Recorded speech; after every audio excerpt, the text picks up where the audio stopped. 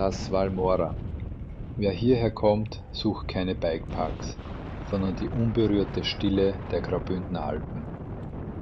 Es ist eines der letzten großen Hochtäler, in denen man das Gefühl für Zeit und Raum verliert.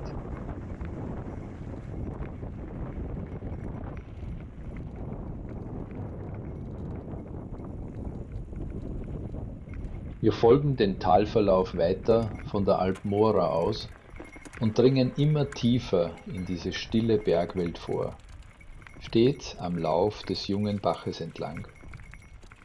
Technisch ist hier alles entspanntes S0-Terrain.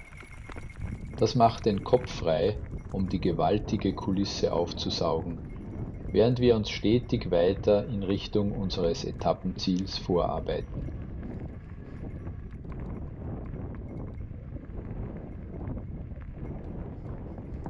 Während wir das Tal weiter hinausrollen, bleibt Zeit für einen Rückblick. 3 Tage gehen zu Ende und die Bilanz fühlt sich nach deutlich mehr an als nur einem verlängerten Wochenende. Manche planen eine komplette Transalp, um diese Vielfalt zu finden. Wir haben sie hier auf engstem Raum erlebt. Vom flowigen Buffalora Trail und der Weite des Jufblauen Plateaus über den Passo del Gallo bis zum Passo Trela. Die Kontraste könnten kaum größer sein. Der traumhafte Bernina Express und die hochalpine Forclaz Minor standen ebenso auf dem Programm wie die Abfahrten im Valle delle Mine und am Passo Alpicella. Sogar die moderne Dynamik im Mottolino und der Trail durch das Valmora gehörten dazu. Jetzt, auf den letzten Kilometern, lassen wir diese Eindrücke sacken. Es ist ein entspanntes Ausrollen in einer Kulisse, die nach all den Highlights genau die richtige Ruhe ausstrahlt.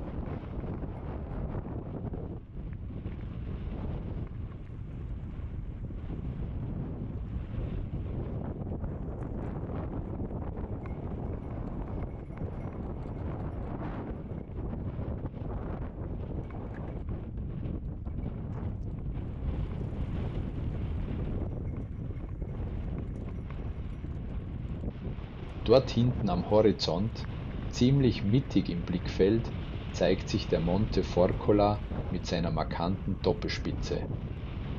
In dieser Richtung liegen das Stilfser Joch und der Umbrailpass. Für uns ist dieser Berg mit einer besonderen Erinnerung verbunden. Dort befindet sich der Trail über die Forcola di Rims. Ein epischer, aber auch anspruchsvoller Singletrail, den wir im Frühjahr 2025 vom Umbrailpass aus befahren haben. Damals haben wir zwar viel geschoben, aber die Eindrücke dort oben waren jede Anstrengung wert. Heute genießen wir den Anblick lieber aus der entspannten Distanz hier im Tal.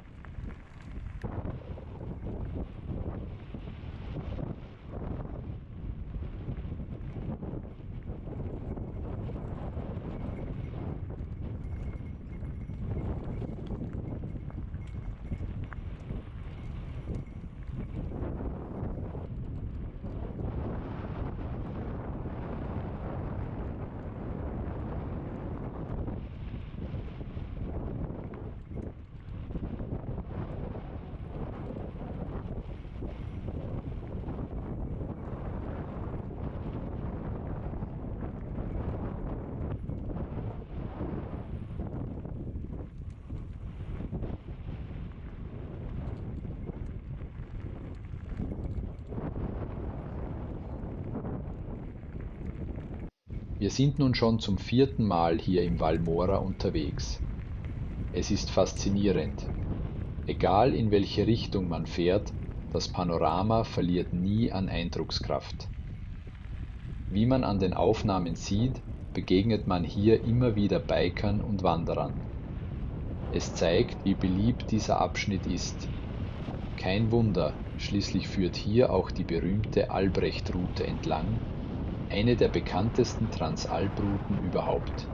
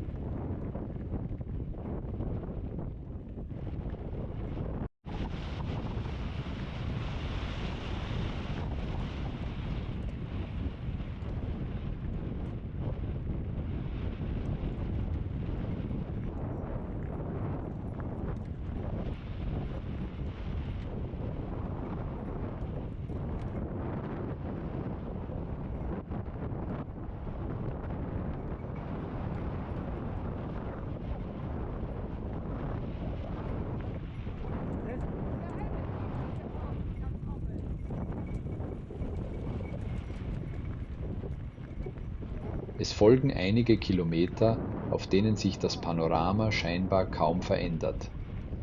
Doch der Eindruck täuscht. Mit jedem Meter wechselt die Perspektive, der Blickwinkel verschiebt sich ständig und gibt neue Details frei. Seien es markante Steinblöcke, die saftigen Bergwiesen oder die hellen Schotterhaufen, die sich immer wieder neu vor unseren Augen zusammensetzen. Es ist ein langsames, fast meditatives Wandern der Landschaft, das man erst so richtig wahrnimmt, wenn man sich auf den Rhythmus des Tals einlässt.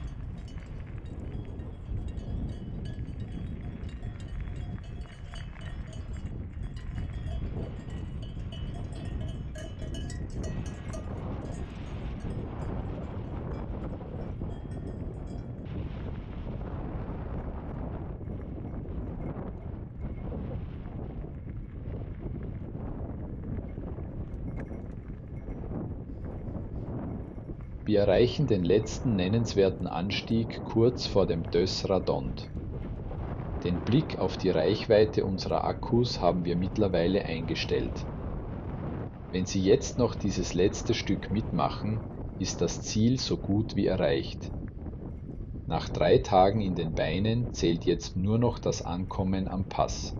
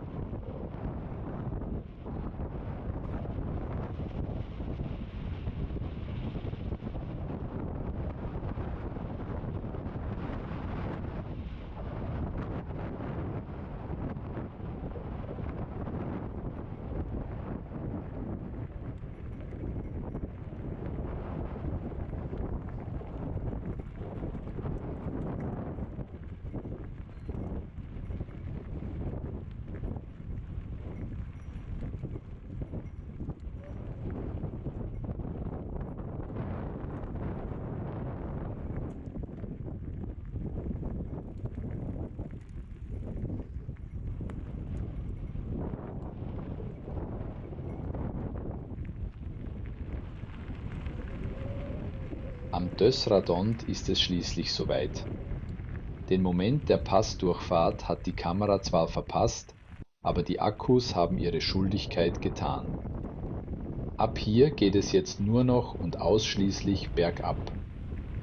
Wir sind bereits ohne Motorunterstützung unterwegs. So knapp hatten wir das eigentlich nicht geplant, aber es passt zum Abschluss dieser intensiven 3 Tage.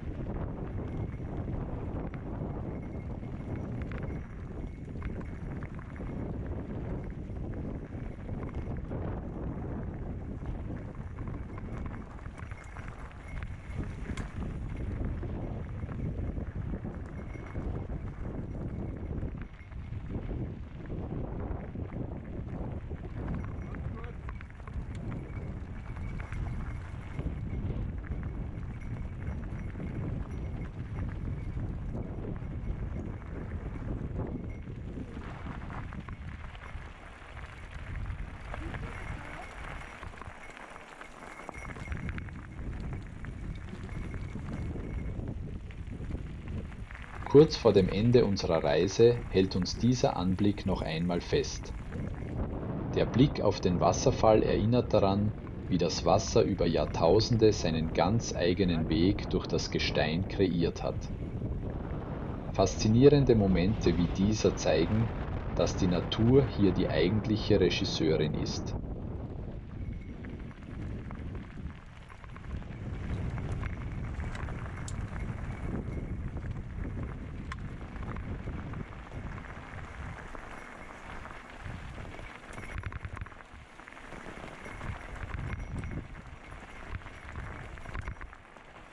Seit dem Pass verlieren wir stetig an Höhe, doch ab hier öffnet sich der Weg endgültig für die lange Abfahrt hinunter in den Zielort.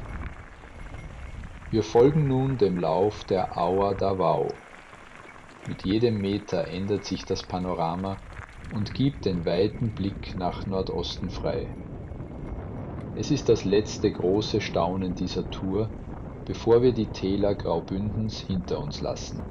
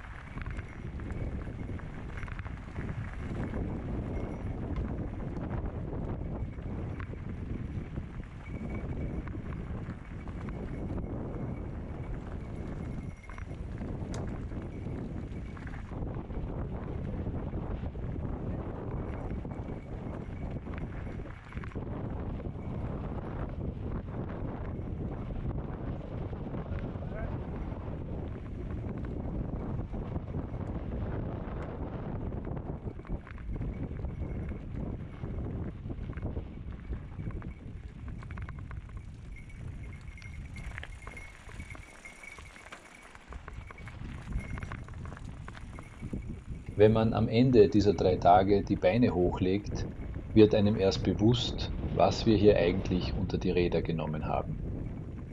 Es war nicht einfach nur eine Tour, es war eine Reise durch völlig unterschiedliche alpine Welten. Was uns besonders in Erinnerung bleibt, ist die Vielseitigkeit. Wir hatten technische Herausforderungen an der Fuorquia Minor, flowige Genussmomente am Bernina Express und diese fast meditative Stille im Val Mora. Dass wir das alles in unserem Alter so genießen können, zeigt, wie sehr das EMTB den Radius in den Alpen erweitert hat, ohne dabei den Respekt vor der Natur zu verlieren. Es braucht keine riskanten Manöver oder extreme Geschwindigkeit, um das volle Bergerlebnis zu haben. Für uns war es die perfekte Kombination aus Anstrengung, Panorama und dem einfachen Glück, dort oben zu sein.